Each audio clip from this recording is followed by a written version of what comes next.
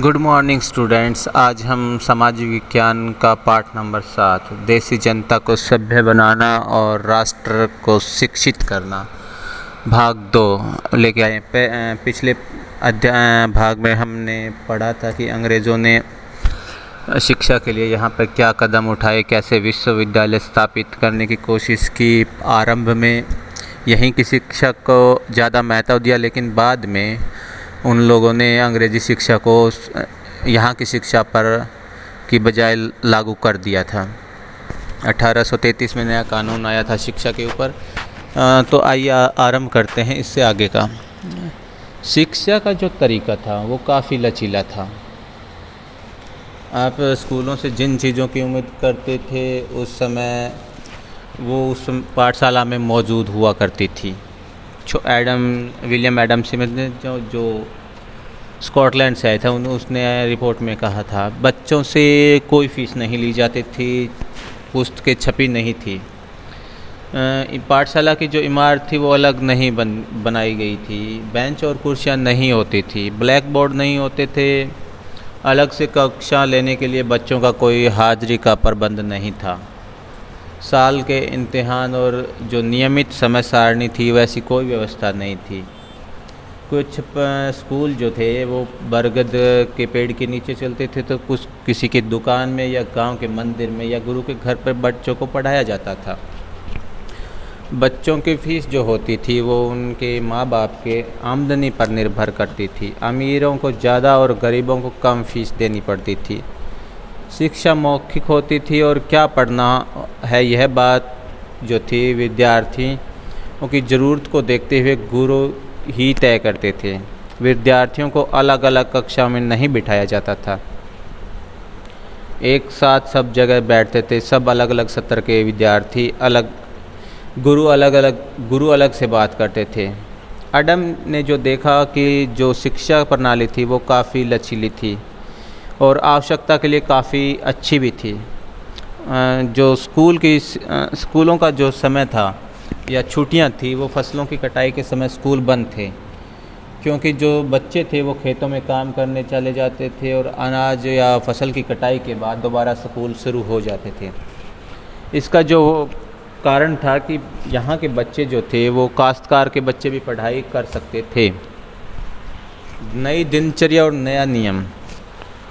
Company 19वीं सदी के बीच तक कंपनी का जो ध्यान था वो उच्च शिक्षा पर था, इसलिए यहाँ की पाठशालाओं में काफ़ी ज़्यादा दखलअंदाज नहीं किया जाता था। 1854 के बाद कंपनी ने जो देसी शिक्षा में सुधार लाना का फैसला किया।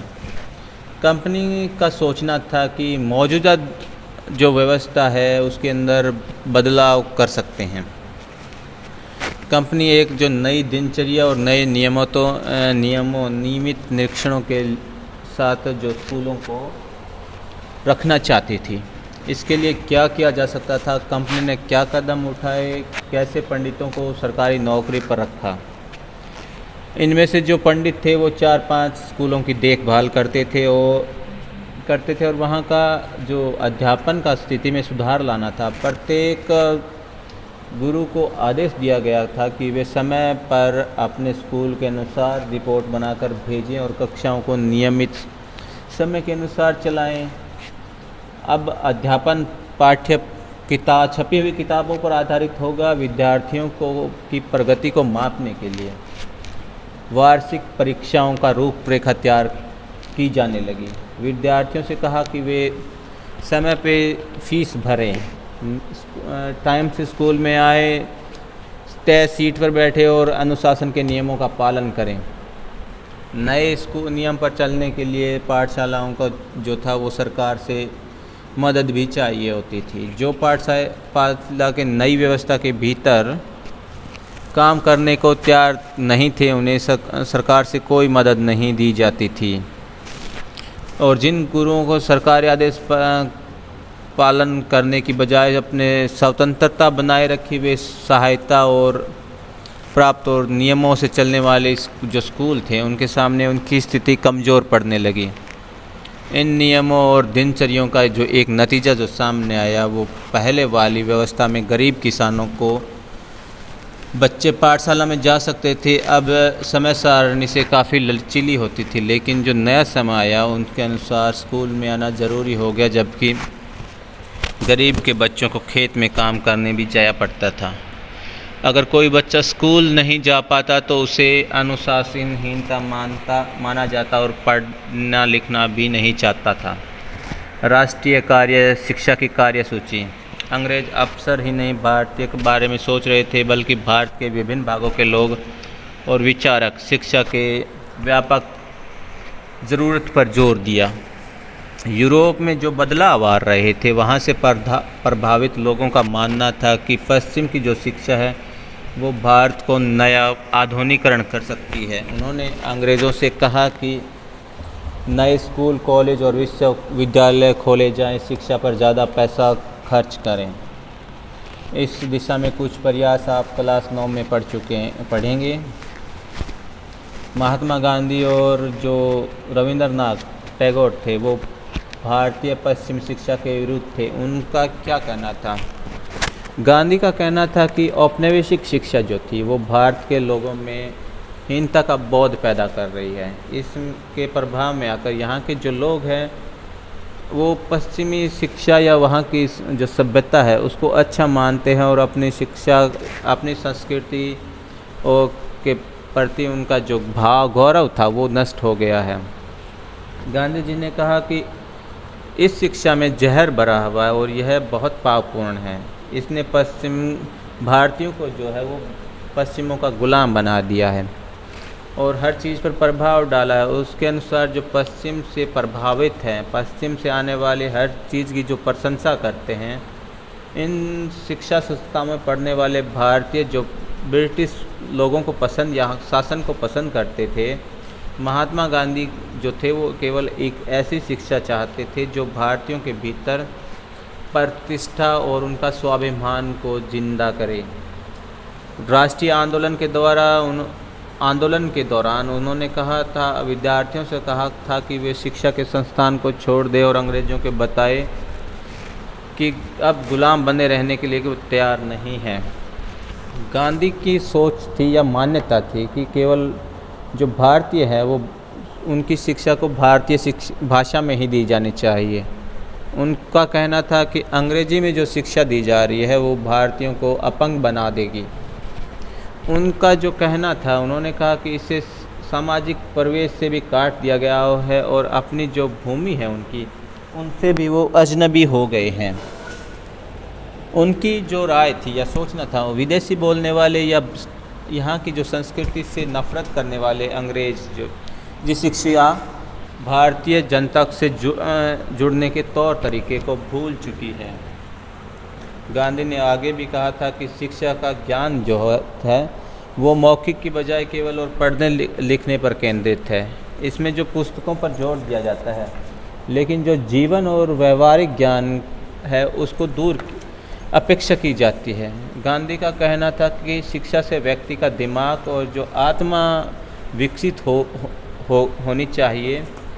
उनकी जो सोचना था केवल साक्षरता, अंग्रेज़ों का जो सोचना था वो केवल साक्षरता का था। उनका पढ़ने लिखना या समता पा लेना ही शिक्षा नहीं होती थी। उनका लोगों को हाथ से काम करना पड़ता था, हुनर सीखना पड़ते थे और ये भी जानना पड़ता था कि विभिन्न जो चीज़ है, कोई भी जो चीज़ है वो किस तरह काम करती है और उससे मस्तिष्क और समझने की जो क्षमता है वो दोनों विकसित होगी।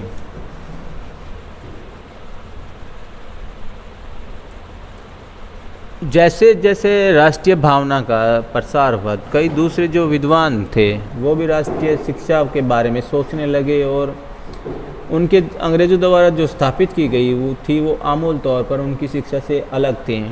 टैगोर का जो था शांति निकेतन, टैगोर के बारे में सुना होगा और शांति निकेतन के बारे में सुना होगा। इसकी स्थापना कब और किसने और क्यों की गई? रविंद्रनाथ टैगोर ने ये संस्था जो थी वो 1901 में आरंभ की।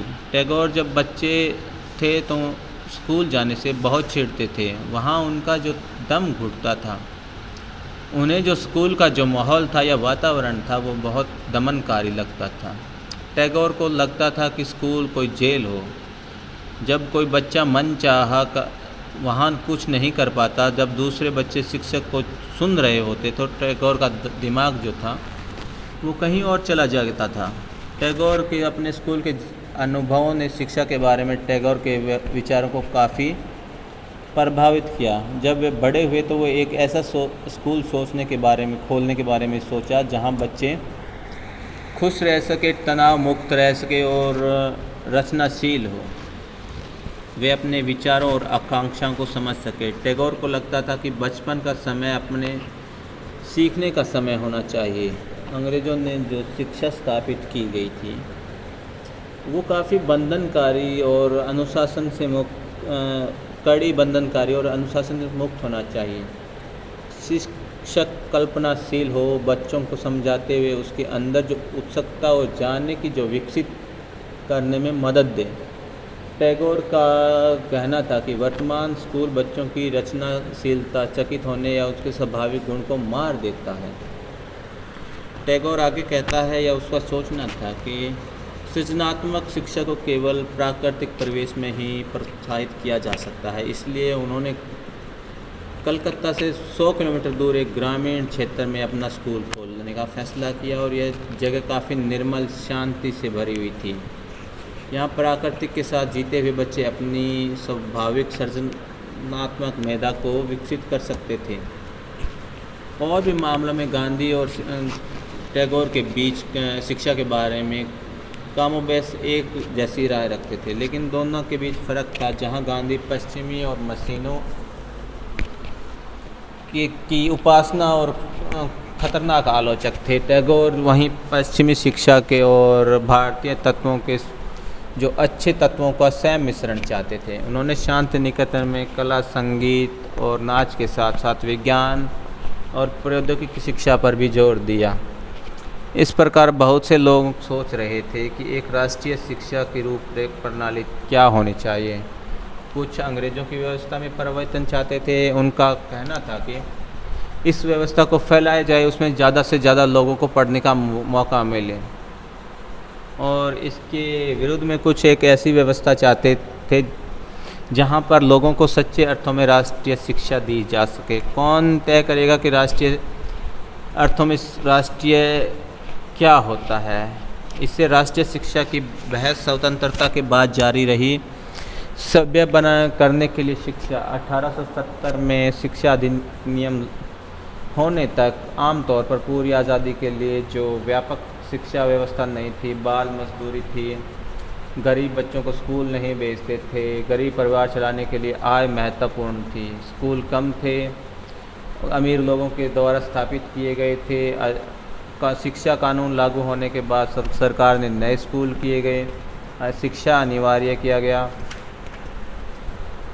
टॉमस आर्नोल्ड ने कुछ कहा है कि मुझे हमेशा ऐसा महसूस होता है कि अंग्रेज़ी स्कूलों में अध्ययन क्रम अपनाया जाता था। उनकी सबसे अच्छी बात यह है कि हमारे दिमाग को लगातार अतीत के बारे में सोचने के लिए प्रेरित करता है। हर रोज़ हम भाषा और इतिहास के बारे में पढ़ते हैं।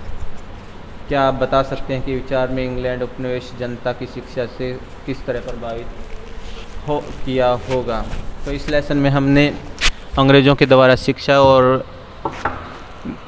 एडम की रिपोर्ट के बारे में पढ़ा, जहाँ पर स्कूल काफ़ी कम होते थे और जो स्कूल होते थे वो कहीं पे बरगद की छाँव के नीचे तो कोई मंदिर में चल रहा होता था। इसके अलावा टैगोर और गांधी की भी राय के बारे में पढ़ा कि वो दोनों क्या चाहते थे। एक टैगोर थे जो यहाँ की शिक्षा के साथ पश्चिमी शिक्षा को भी चाहते थे, विज्ञान और प्रौद्योगिकी को, जबकि गांधी ऐसा नहीं चाहते थे। तो इस लेसन में इतना ही। आगे हम इस लेसन के क्वेश्चन आंसर करेंगे। तब तक के लिए धन्यवाद।